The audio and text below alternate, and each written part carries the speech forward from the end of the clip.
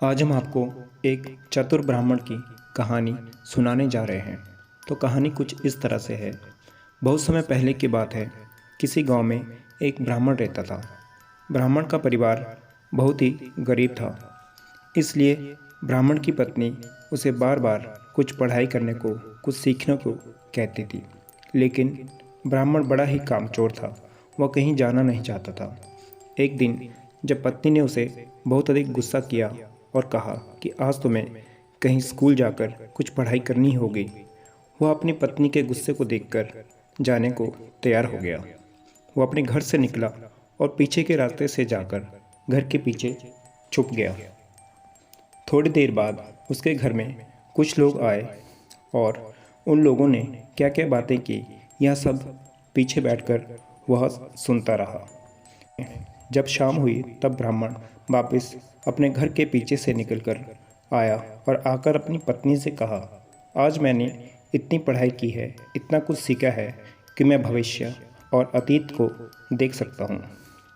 यह सुनकर उसकी पत्नी को बड़ा आश्चर्य हुआ और यकीन नहीं हुआ। तो उसने कहा कि अच्छा, ये बताओ कि आज तुम्हारे स्कूल जाने के बाद घर में क्या क्या हुआ। ब्राह्मण पत्नी की बात सुनकर बड़ा खुश हुआ, क्योंकि उसने पीछे बैठकर घर में क्या क्या हुआ सब सुन रखा था। उसने अपनी पत्नी को सब कुछ बता दिया। यह सुनकर उसकी पत्नी को बड़ा आश्चर्य हुआ कि मेरा पति अतीत और भविष्य देखने लगा है। इसके बाद वह पूरे गांव में घूम घूम कर सबको यह बात बताने लगी कि उसका पति भविष्य और अतीत देख सकता है। अगले दिन एक धोबी का गधा खो गया। वह उसे मिल नहीं रहा था, इसलिए वह उस पंडित के पास गया और आकर उससे कहा कि मेरा गधा खो गया है, क्या आप मेरी मदद कर सकते हैं। पंडित को कुछ समझ में नहीं आया, क्योंकि वह तो असल में अतीत और भविष्य देख ही नहीं सकता था। पंडित ने कहा, अभी मैं स्नान करने जा रहा हूँ और जब स्नान करके लौटूंगा तब मैं आपके गधे के बारे में बताऊंगा। यह कहकर पंडित पीछे के दरवाजे से चला गया। जब वह रास्ते में जा रहा था तब उसने देखा एक गधा खेत में घास खा रहा था।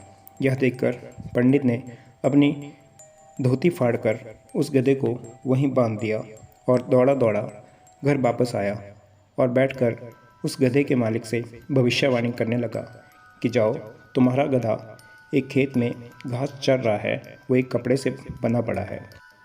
पंडित की बात सुनकर धोबी उस खेत में गया और देखा कि सच में उसका गधा वहाँ पर बंधा है और घास खा रहा है।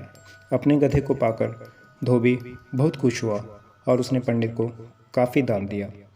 धीरे धीरे पंडित काफ़ी प्रसिद्ध होने लगा और बहुत लोग उससे मिलने लगे और वो इस तरह से पैसे कमाने लगा। एक दिन राज्य में महारानी का नौलखा हार चोरी हो गया। राजा को कुछ समझ नहीं आ रहा था कि अब क्या करें। राजा के मंत्री ने राजा को सलाह दी कि वह एक भविष्य बताने वाले पंडित को जानता है। राजा ने उस पंडित को राजमहल में बुलाने का आदेश दिया। पंडित कहता है कि ठीक है, अगले दिन मैं राजमहल आ जाऊंगा। पंडित के आने की खबर से चोर काफ़ी डर जाते हैं। चोर को लगता है जब पंडित भविष्यवाणी कर देगा और राजा को पता चल जाएगा कि ये हार हमने चुराया है तो राजा हमें बहुत दंड देगा। इसलिए वह चोर उस पंडित के पास गया और कहता है कि यह नौलखा हार मैंने ही चुराया है, कृपा करके आप ये राजा को ना बताएं। तो पंडित कहता है कि ठीक है, मैं राजा को नहीं बताऊंगा, तुम वह नौलखा हार मुझे दे दो। चोर ने हार पंडित को दे दिया। पंडित हार को ले जाकर राजमहल के पीछे एक चिड़िया के घोंसले में जाकर रख देता है और सुबह भविष्यवाणी करते वक्त कहता है कि राजा, महारानी का हार चिड़िया के घोंसले में रखा हुआ है। राजा ने अपने सैनिकों को उस चिड़िया के घोंसले में जाकर देखने को कहा।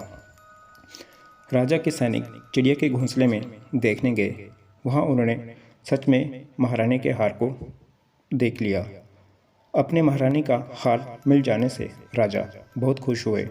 उन्होंने ब्राह्मण को काफ़ी दान दिया, जिससे ब्राह्मण का घर खुशी खुशी चलने लगा और उनकी गरीबी भी दूर हो गई। तो ये थी दोस्तों आज की कहानी। उम्मीद है आपको ये कहानी बहुत पसंद आई होगी।